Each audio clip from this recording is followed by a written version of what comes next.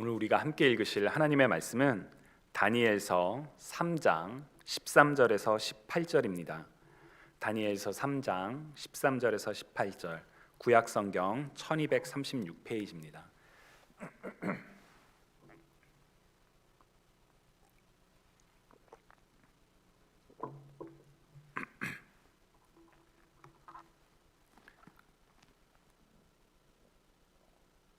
느부갓네살 왕이 노하고 분하여 사드락과 메삭과 아벳느고를 끌어오라 말하매 드디어 그 사람들을 왕의 앞으로 끌어온지라.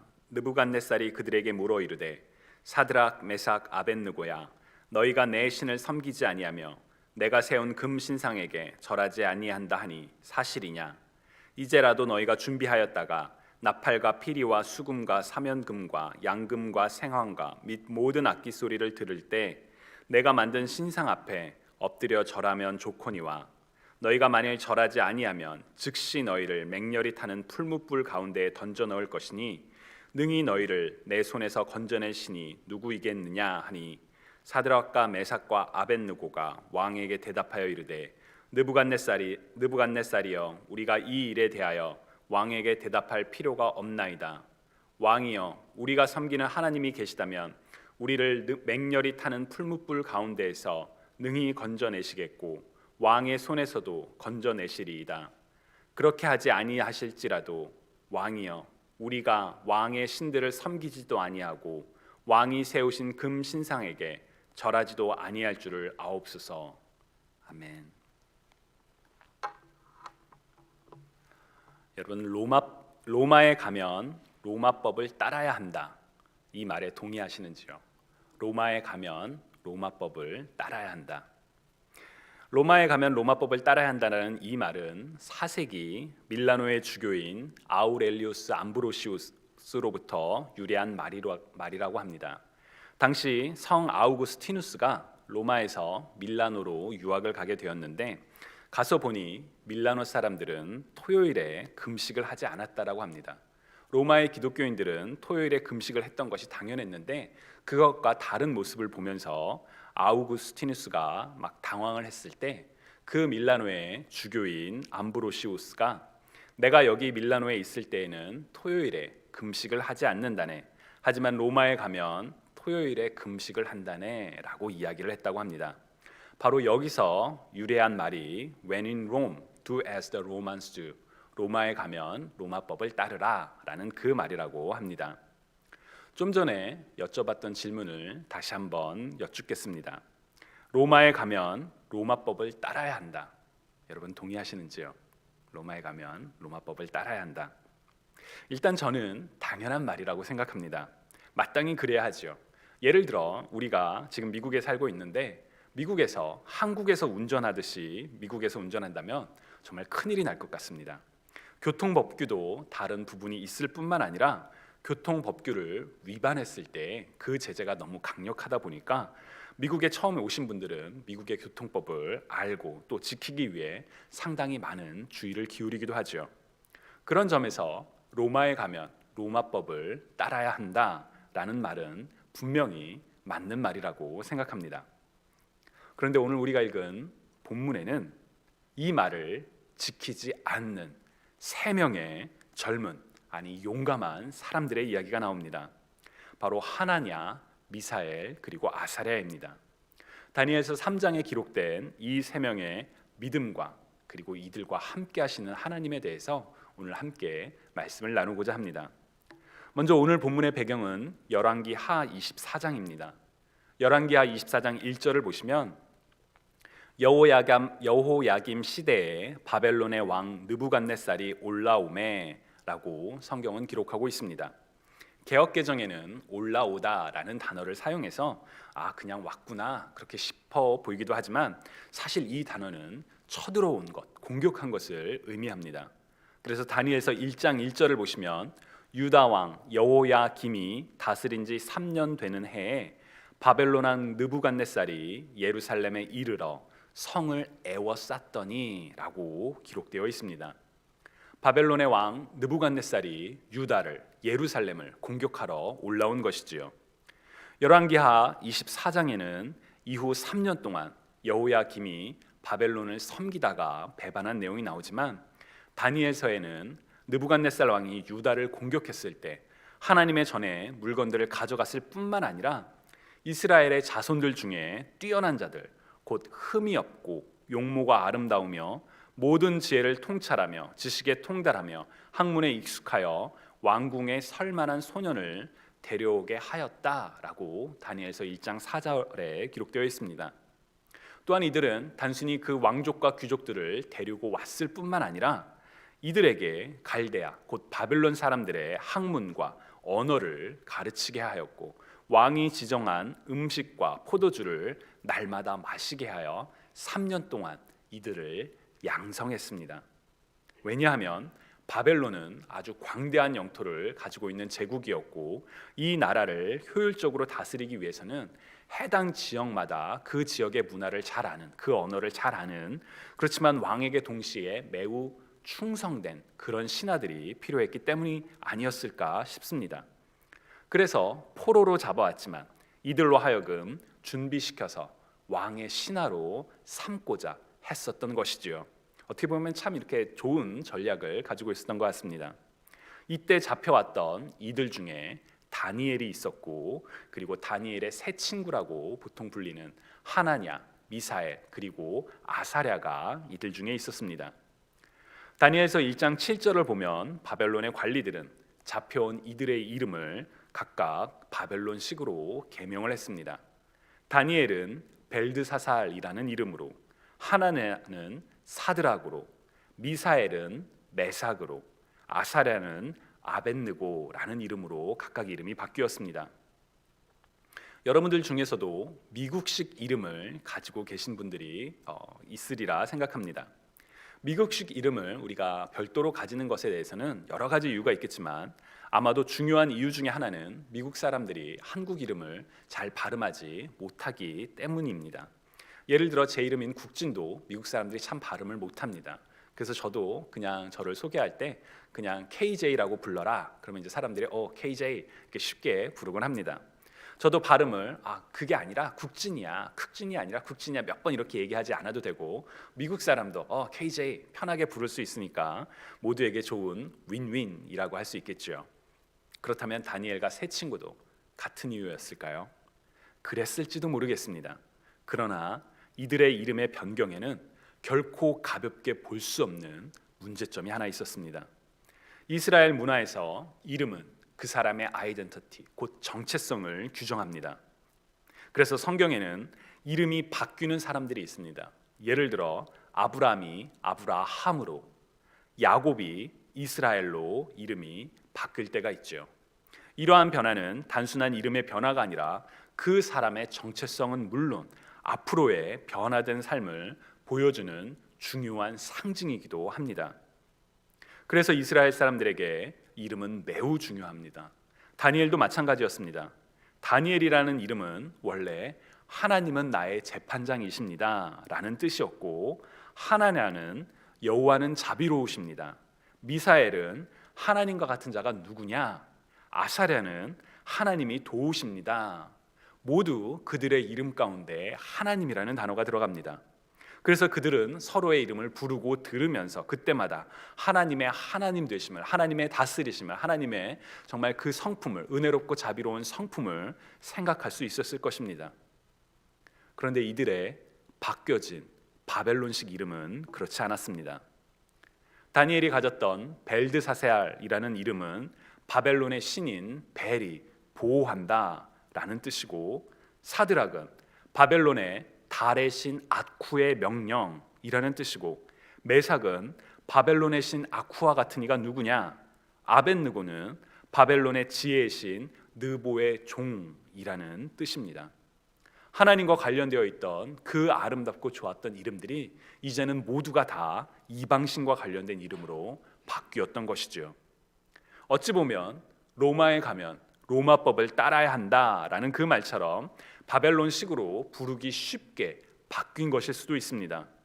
그리고 외형만 바뀔 뿐 이들의 본질은 변하는 것이 아니기에 양보할 수 있는 그런 요인이었을지도 모르겠습니다.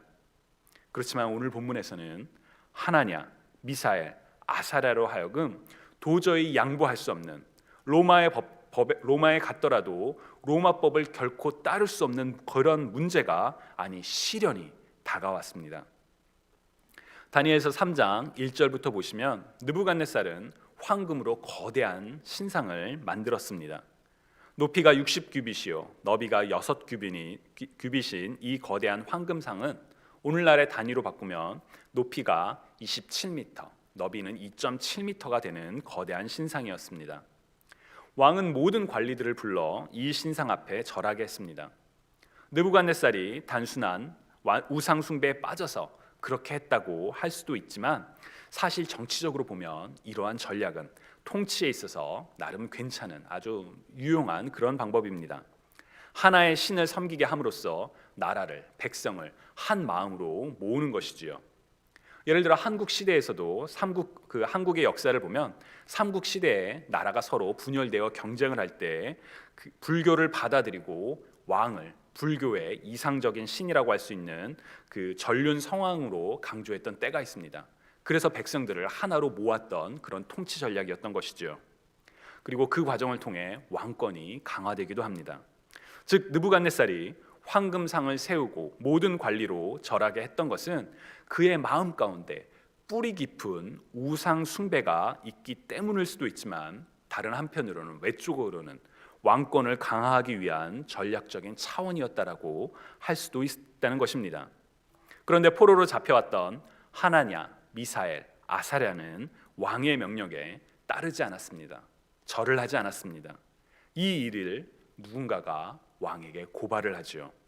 왕의 명령을 지키지 않는 자들이 있습니다 라고 왕에게 아뢰었습니다.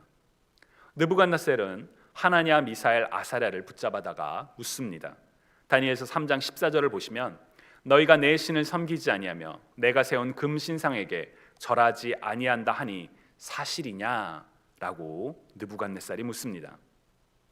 다니엘서 2장에 기록된 느부갓네살의 모습을 보시면 이 모습은 사실 잘 이해가 가지 않는 아주 의아한 아주 당황스러운 그런 순간입니다. 왜냐하면 다니엘서 2장에 기록된 느부갓네살의 성품은 굉장히 다혈적인 그런 존재이기 때문입니다. 다니엘서 2장에서 느부갓네살은 자신의 꿈으로 인해 마음이 번민하자 신하들에게 꿈의 해석을 해봐라 라고 이야기를 하지만 정작 어떤 꿈인지 가르쳐주지 않고 만약 그 꿈이 무엇인지 그리고 그 꿈의 내용이 무엇인지를 해석하지 않는다면 너희의 몸을 토막내고 너희의 집은 거름더미로 만들겠다라고 협박하는 그런 왕이기 때문입니다. 심지어 신하들이 꿈이 무엇인지를 제발 좀 가르쳐달라고 하자 자기 말을 듣지 않는다고 화가 나서 바벨론의 모든 지혜자들을 다 죽이라고 명령하는 그런 인물입니다. 굉장히 자기만 알고 정말 교만한 그런 인물이라고 할 수 있죠. 이처럼 불과 같은 성격을 지니곤 다혈질이었던 느부갓네살 왕이 자신의 명령을 지키지 않는 3명을 불러다가 묻습니다. 너희가 내 명령을 지키지 않는다고 하는데 사실이냐? 하나냐, 미사엘, 아사랴는 이전의 사태를 알고 있었을 것이기에 왕의 명령을 지키지 않는다면, 따르지 않는다면 곧 죽음이라는 것을 알고 있었을 것입니다. 어쩌면 왕이 자신들을 불렀을 때 이제 나는 죽었구나 그런 마음으로 그 자리에 나왔을지도 모르겠습니다. 왕은 이들의 대답을 기다리지 않습니다. 이어지는 15절을 보시면 이제라도 너희가 준비하였다가 나팔과 피리와 수금과 사면금과 양금과 생황과 및 모든 악기 소리를 들을 때 내가 만든 신상 앞에 엎드려 절하면 좋거니와 너희가 만일 절하지 아니하면 즉시 너희를 맹렬히 타는 풀무불 가운데에 던져 넣을 것이니 능히 너희를 건져낼 신이 누구이겠느냐라고 말합니다. 저는 이 순간이 하나냐, 미사엘, 아사랴에게 아주 위기의 순간이었을 것이라고 생각합니다. 왜냐하면 하나냐, 미사엘, 아사랴는 여호와 외에는 다른 신을 내게 두지 말라는 명령을 지키기 위해서 금으로 만든 신상에게 절하지 않았을 것입니다. 이것까지만 해도 놀라운 용기이죠. 그런데 이제 왕이 이들을 붙잡아다가 물어봅니다. 정말 절하지 않았어? 만약 지금이라도 절하면 내가 살려줄게. 근데 지금 절하지 않으면 너네들은 바로 불타는 그 용광로 속에 들어가게 될 거야 라고 위협하죠. 처음에는 믿음을 지키며 행동했지만, 그래서 위기가 닥쳤지만, 아니 죽게 되었지만 왕이 두 번째 기회를 주기 때문입니다. 사실 이런 때 넘어지는 경우가 많지요. 한 번의 위기는 피했지만 교묘하게 다가온 삶의 기회 혹은 위기를 피할 수 있는 바로 그 시점에 넘어지는 일들을 우리는 우리의 삶 속에서 쉽게 발견할 수가 있습니다. 그토록 다혈질이었던 느부갓네살이 왜 이런 기회를 제시하는지, 계획적으로 그렇게 했는지 아니했는지 우리는 잘 알 수가 없습니다. 분명한 것은 하나냐, 미사엘, 아사랴는 로마에 가면 로마법을 따라야 한다라는 속담에 맞도록 선택할 수 있는, 아니 죽음을 피할 수 있는 기회가 이번에 놓치면 다시는 돌아오지 않는 그런 기회가 찾아왔다는 것입니다. 어쩌면 그 이전보다 더 강력한, 아니 치명적인 그런 유혹이었을지도 모르겠습니다. 그러나 16절부터 이어지는 이들의 답변은, 이들의 마음은, 아니 이들의 믿음은 우리에게 분명한 사실을 보여줍니다. 16절부터 보시면 사드락과 메삭과 아벳느고가 왕에게 대답하여 이르되, 느부갓네살이여, 우리가 이 일에 대하여 왕에게 대답할 필요가 없나이다. 왕이여, 우리가 섬기는 하나님이 계시다면 우리를 맹렬히 타는 풀무불 가운데서 능히 건져내시겠고 왕의 손에서도 건져내시리이다. 그렇게 아니하실지라도 왕이여, 우리가 왕의 신들을 섬기지 아니하고 왕이 세우신 금 신상에게 절하지도 아니할 줄을 아소서. 이들은 단순히 우리가 믿음을 지키겠습니다 라고 말하지 않았습니다. 이들의 대답에는 세 가지 중요한 선언이 담겨 있습니다. 하나는, 우리는 믿음의 문제에 있어서 타협하지 않겠습니다. 두 번째는, 우리가 믿는 하나님은 맹렬히 타는 풀무불이라 할지라도, 대제국 바벨론의 왕이라 할지라도 우리를 구원하시는 전능하신 하나님이십니다. 그리고 세 번째는, 설령 하나님이 우리를 구하시지 않는다 할지라도 하나님에 대한 믿음을 우리가 지키겠습니다 라는 그런 세 가지 의미가 담겨 있습니다. 믿음을 가진 사람들의 삶의 태도, 세상과 타협하지 않겠습니다 라고 선언한 뒤에 하나님은 하나님 되십니다 라고 대답하고, 그리고 그리 아니하실지라도 하나님을 여전히 믿겠습니다 라는 그런 믿음의 고백이 담겨 있죠. 오늘날 우리에게조차도 매우 모범적인 답변일 뿐만 아니라 정말 감동적인 순간입니다. 그러나 이어지는 구절을 보면 그 믿음으로 이들은 풀무불에 던져집니다. 믿음을 지켰으니 복을 받을 줄 알았는데 절망이 찾아오죠. 우리 삶에도 이런 순간들이 있습니다. 믿음을 굳게 지켰는데, 그래서 일이 잘 될 줄 알았는데 우리의 희망과 전혀 반대되는 그런 일들이 일어날 때가 있죠. 왜 하나님께서는 이런 일들을 일어나게 하시는 것일까요? 우리를 사랑하신다면 왜 모든 환난과 환난과 고통에서 우리를 건지시지 않으시는 걸까요? 그런 어려운 질문이 떠오르기도 합니다. 주님이 사랑하시는 여러분, 사실 저도 그런 어려운 질문 앞에 멈춰설 때가 있습니다.